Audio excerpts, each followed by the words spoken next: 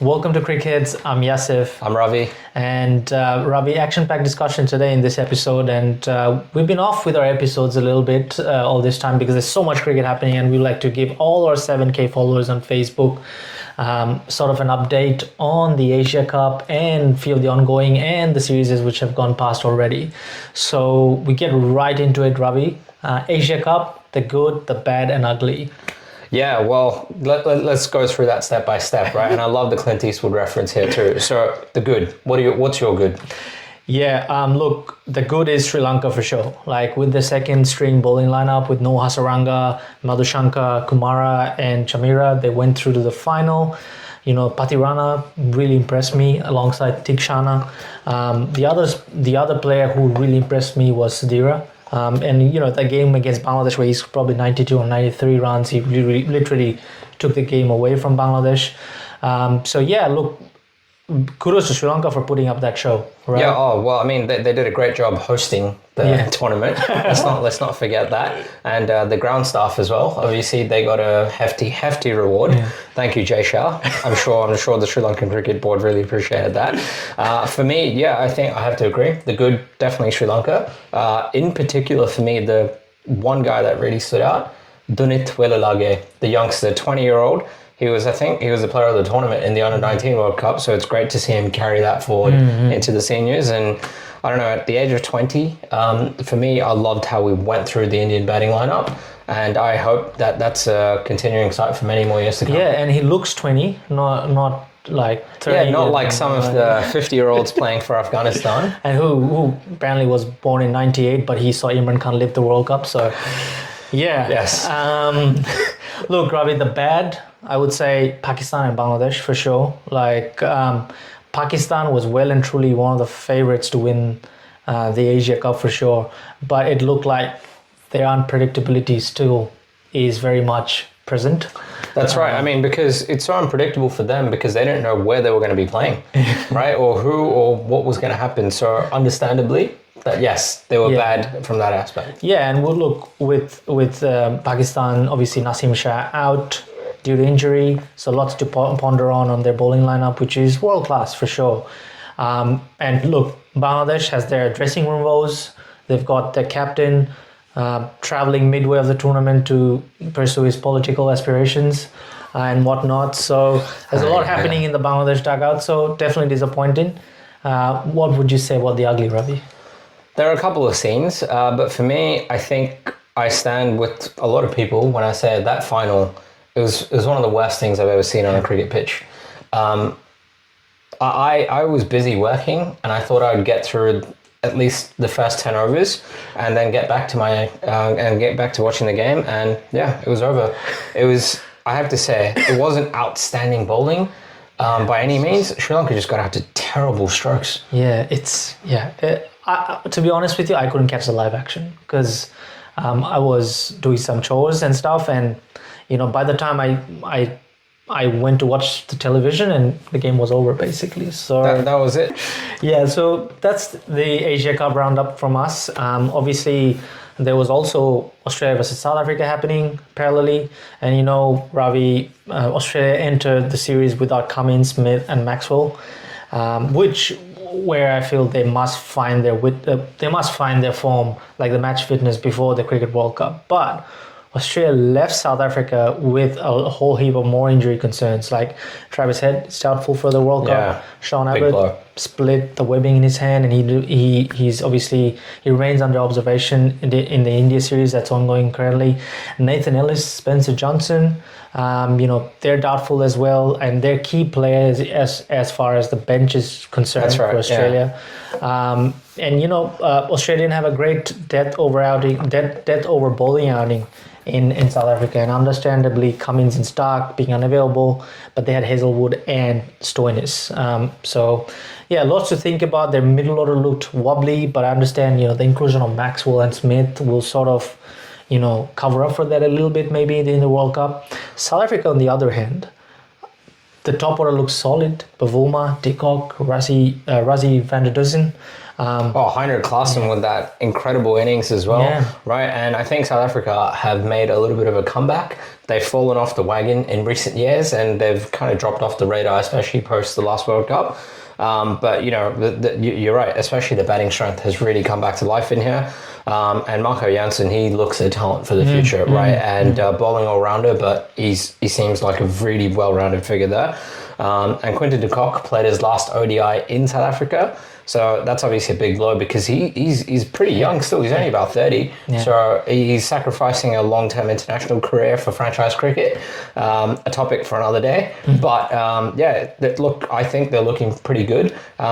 Even with Australia as well, right? We do have to mention that Marnus Labuschagne has come back into contention in a very strong way. In the way of a concussion, so say again, leaving his mark. Yeah. So lots to think about. South Africa looks good for the World Cup. 100%. Yeah. Outside chance for the top 4, I'd say. Yeah. Look, obviously the England and New Zealand series was happening as well alongside the Asia Cup. Ravi, what was your take on that? I find it very odd with both of these series that the number of T20s that were played, and also what is the point of a 4-match series? Someone please explain this to me. Why did they play 14 T20s for ODIs? What if it's tied at 2 apiece? Who wins? Yeah, I mean, no one wins the. You're not going to share everything, you know. But England had dominated, right? Yeah. I think the series was outlined or highlighted by the fact that Ben Stokes came back. In a big way, right? He now is the record holder for England for the highest ODI score at 182. And he came back really strongly. Jason Roy has been kicked out of the squad. Harry Brook comes back in. Basically his main great squad. Talent as well, Harry Brook. Great talent, great young talent. And I think with Jason Roy giving up his international career, he probably doesn't care. I think that rounds it up pretty nicely, Ravi. And I think that they're all preparing for the World Cup. They're testing different combinations. And I think ideally, like teams like Australia, England, New Zealand would like to have maybe 2 sets of 11s, like with few changes here and there, and still be effective on the field and still win games. And I think it's a long tournament ahead. So, lots to think about for those sides who's actually eyeing the trophy. Yeah, well, I mean, and to add to that as well, right? New Zealand in particular, they also came in under a heavy injury cloud, and they are kind of leading a little bit with it too. Tim Southee is a little bit doubtful. Mitch Santner has a knee issue as well, but they've been boosted by Kane Williamson coming back, right? Oh, 100%. And there's very few people that have such a calming presence in the locker room and such great leadership as well, and he's been named to lead the team as well. So there's no doubt in that he should lead the team. Well, it's a miraculous recovery, right? He was out with an ACL injury thanks to the IPL. But so the fact that he's come back, he's made such a strong recovery. It's going to be pretty interesting to see how it goes. And I think we were discussing this like in one of our episodes, and we just started Cricheads back then, and we're like, what a way to get injured! Like not even in a a do or die game or anything, or it was just a round, like a first round game. Yeah, just regulation game. But that just speaks volumes of the guy as well, right? Puts his body on the line, shows leadership, commitment towards every ball. So no, good stuff. Let's move on to the ongoing series, Ravi. Australia versus India currently happening, of course. But what's your take on that? Yeah, that's an interesting series. I think interesting is the right term, given that they're playing 5 T20Is. Why? Why are you doing that? You have an ODI World Cup coming. These two teams have had very little recovery time between the Asia Cup and the Tour of South Africa. They're heading into an ODI series in India. Very hot conditions and everything. It's great for Australia. They're getting a lot of match practice. They're getting more familiar with the conditions. It's good for them to sort of test out their lineups. Great for India too, because they're obviously playing at home. But why are you playing 5 T20s? And what is India doing resting most of their key components? Rohit Sharma, he had a couple 50s. He's being rested again. What are you doing? He needs more match fitness. Virat Kohli doesn't need anything match fitness because he's super fit. Yeah. That's fine. But the way they're rotating their players and not really testing their lineups at the moment, I am not fully sold on India's match fitness for the World Cup. Yeah, no, fair call there. I think lots to ponder on, and I don't like bold claim. Even though India are playing at home, I don't think they're favourites to win the World Cup this time. I don't think that's a bold claim at all, Yasser. I think that's stating the obvious. I'm being completely honest with you. They're rank outsiders, and deservedly so, right? They're still tweaking their team so much. They're going off names and reputation more than form, and also the way that they've gone about describing their team and the players that they've selected, and the way they're justifying it is that we're building towards a better future. Yeah, not this World Cup. I think that sounds very resigned to me. Mate, like that's how Bangladesh deals with things as well, and then that's why I like to move into the Bangladesh versus New Zealand series, like where Bangladesh is also sort of fine tuning their lineups. They're trying to try different things, and you're not going on your gap year, mate. Like it's not like you just started university and it's like I'm just trying to figure myself out and figure out my majors and stuff. I don't know if accounting's really for me. I may be more of an engineering or arts person. Like, what are you doing? No, this is the World Cup. It's the biggest event in cricket. Absolutely, and I think the coach Hattori Singh came out saying this should have been planned long before, and not necessarily saying it wasn't planned. Bangladesh had a set lineup. They did superb in the Cricket World Cup Super League.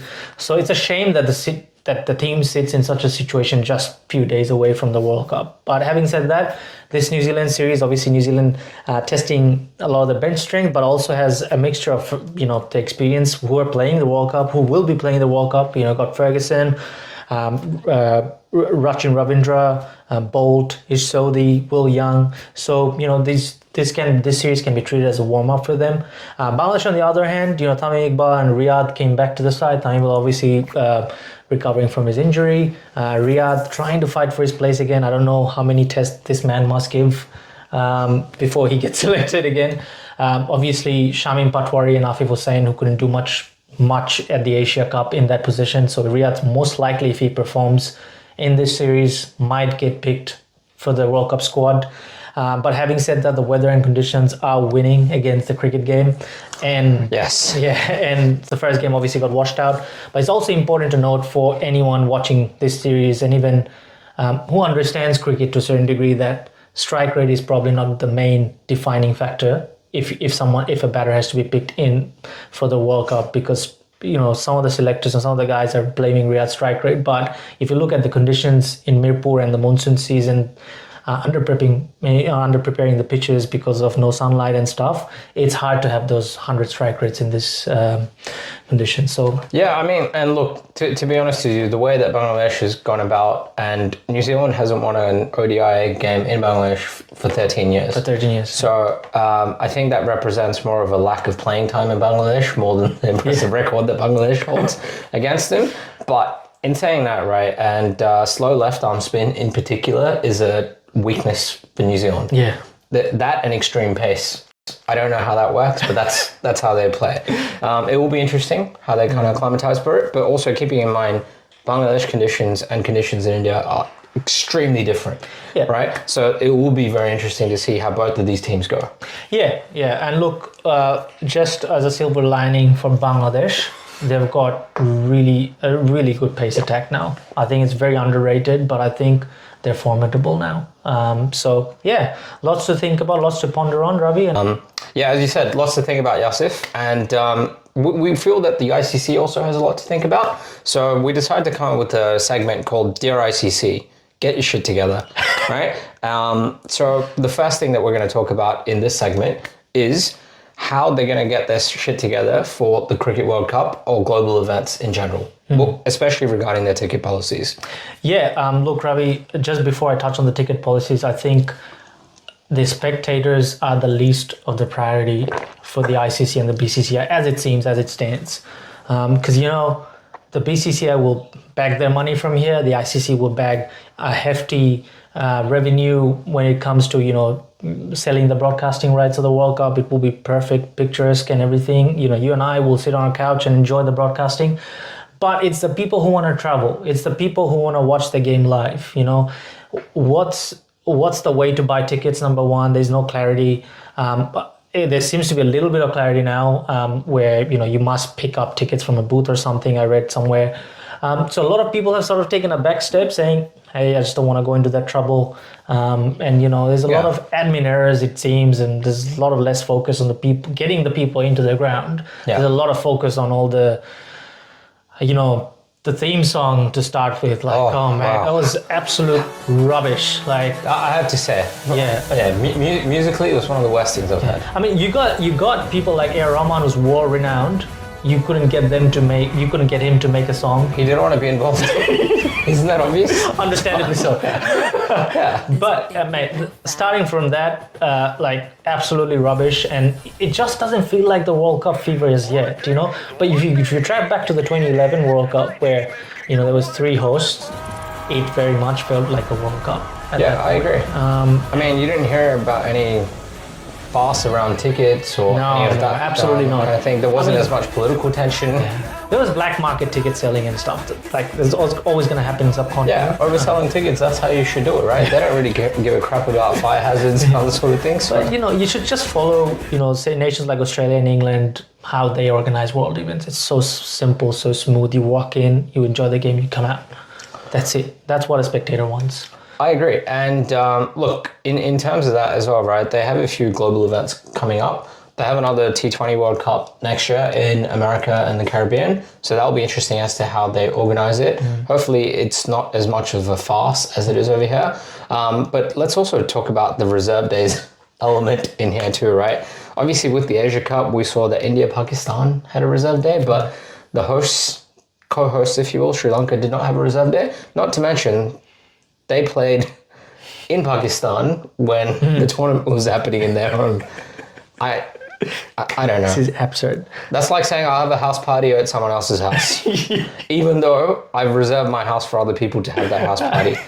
I don't know what they're doing. Yeah, man. Like, it baffles me on how some of the things are running in the cricket world, and it sometimes, even as a neutral viewer, it will seem absurd to you. Like how things are going on. It's quite open these days.